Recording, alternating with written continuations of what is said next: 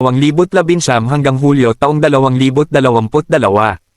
Speaker ng Kapulungan. Noong Hulyo taong 2022, si Martin Romualdez ay nahalal bilang Speaker ng Kapulungan ng mga kinatawan ng walang kalaban na nakakuha siya ng boto mula sa 284 na miyembro.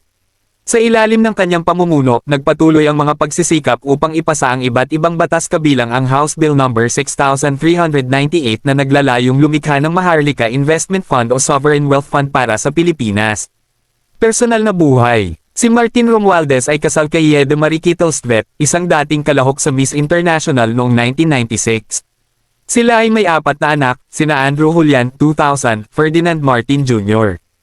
2001, Maria Belia Gabriel, 2007, at Madday, 2015. Sa kabuuan, si Martin Romualdez ay isang mahalagang figure sa politika ng Pilipinas na may malawak na impluwensya hindi lamang dahil sa kanyang pamilya kundi pati na rin dahil sa kanyang mga kontribusyon bilang mambabatas at lider.